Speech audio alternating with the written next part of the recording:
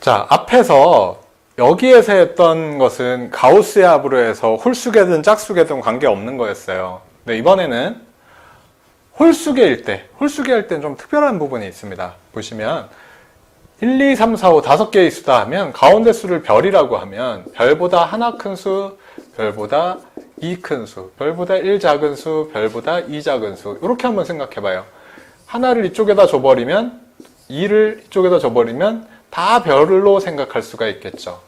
그래서 얘는 별이 5개다. 별은 가운데 수가 되죠. 그죠? 그러면 얘는 가운데 수인 3이 모두 5개로 생각할 수 있다. 이렇게 생각할 수 있는 거죠.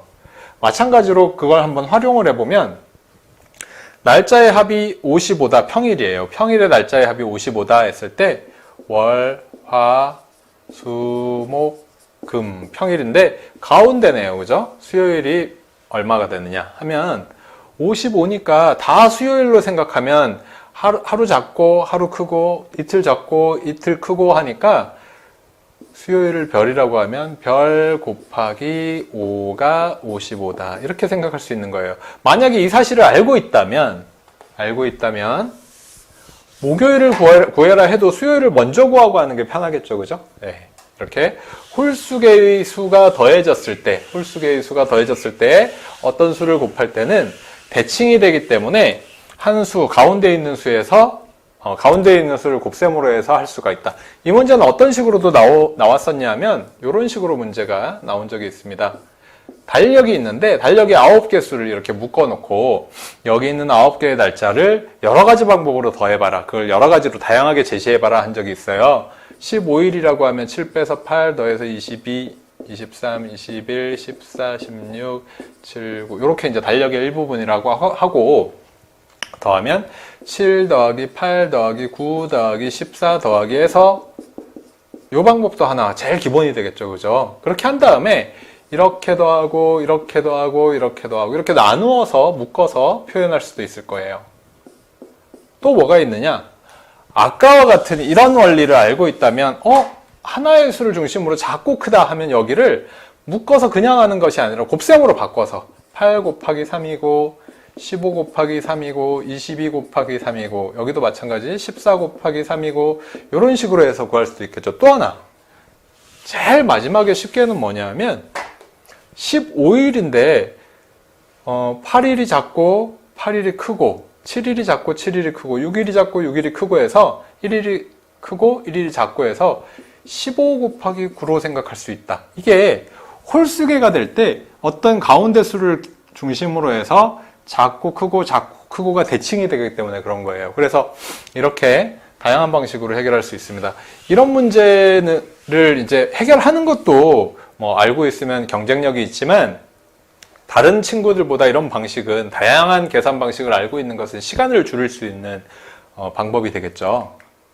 자, 더하기 빼기를 할 때, 덧셈 뺄셈을 할 때도 가장 큰 식 만들기, 가장 작은 식 만들기를 원리셈에서 계속 했었어요. 이번에는 곱셈 나눗셈에 관련돼서 가장 큰 식, 가장 작은 식을 다루어 볼 건데 6, 7, 3, 2를 가지고 세 자리 곱하기 한 자리가 크게 만든다고 하면 가장 오답이 많이 나오는 형태가 제일 처음에는 763 곱하기 2. 일단 커 보이는 수를 크게 만들어 보자. 잘못된 생각이죠. 그죠? 그 다음에 많이 나오는 오답의 형태는 어떤 형태냐면 732 곱하기 6 이 형태예요. 큰 수 6은 6과 7이 큰 수인데 큰 숫자는 여기다 한 자릿수로 사용해야 되겠다. 이렇게 하는 형태예요. 근데 얘는 왜 답이 안 되느냐? 얘를 한번 바꾸어 볼게요.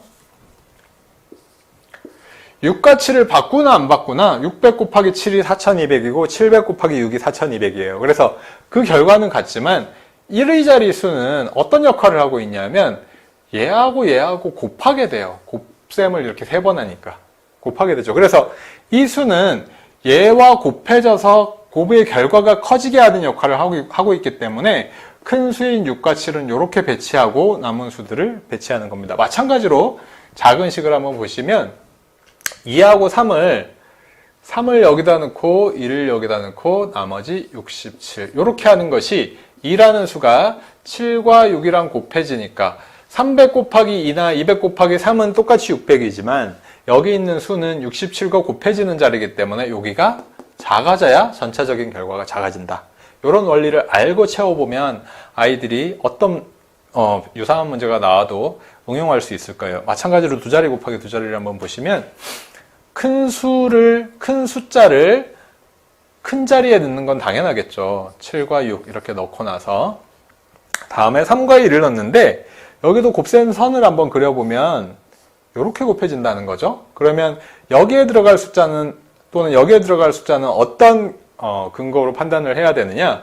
10의 자리에 넣은 7과 6 중에 더 큰 수와 곱해지는 자리에 큰 수가 들어갈 때 결과가 커진다. 곱셈은 큰 수와 큰 수가 만날 때 제일 커져요. 그래서 더 큰 숫자인 3과 7이 곱해지게 한다. 그래서 여기 가장 큰 수, 다음 큰 수를 넣고 나서 그 다음 큰 수를 앞에 큰 숫자와 곱해지는 자리에 넣는 거예요. 사실 여기 지금 하나하나는 숫자라고 해야 됩니다.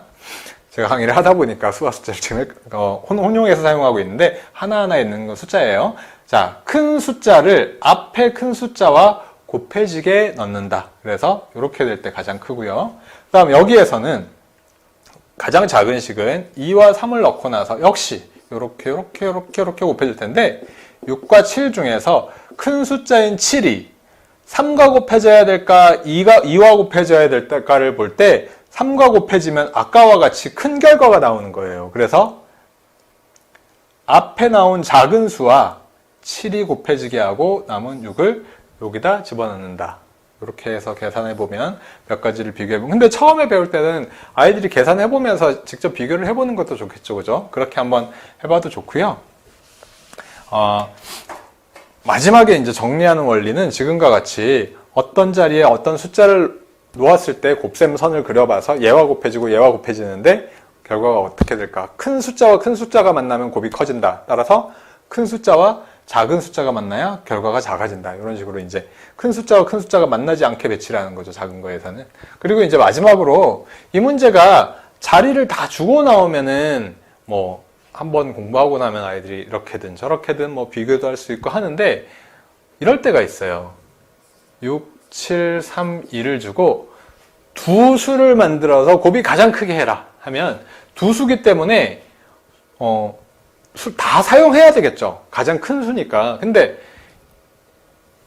세 자리 곱하기 한 자리만 생각해서 632 곱하기 7을 해서 틀리는 경우가 있어요. 자, 무슨 얘기냐? 두 자리 곱하기 두 자리도 가능하고요. 네 숫자가 주어지면 세 자리 곱하기 한 자리도 가능하다는 것을 알아야 되는 거죠. 네, 두 가지 경우를 알아요. 근데 여기에서 이제 한 가지 팁을 더 말씀을 드리면 두 자리 곱하기 두 자리보다 세 자리 곱하기 한 자리가 가장 큰 수가 더 작습니다. 이유는 뭐냐면 얘는 하나, 둘, 셋, 넷 곱셈을 4번 수행하는데 반해서 얘는 3번만 해요. 그래서 결과들을 다 비교해보면 얘가 더 큰 값이 나와요. 같은 값이 나오는 수도 제가 발견한 적이 있는데 일반적으로 보면 얘가 항상 큰 값이 나와요. 그래서 두 자리 곱하기 두 자리가 세 자리 한 자리보다는 큰 값이 나온다. 근데 어쨌든 이 부분은 비교해보는 게 좋겠죠. 그래서 아이들은 두 자리 곱하기 두 자리도 생각하고 세 자리 곱하기 한 자리도 생각해서 둘을 비교하면서 답을 찾는 게 좋을 겁니다.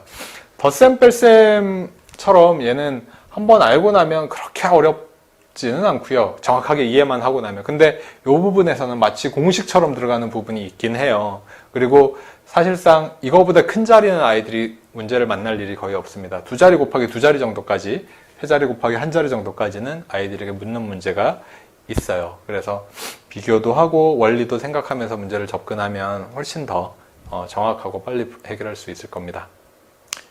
아이들에게 많은 도움이 되었으면 좋겠습니다. 감사합니다.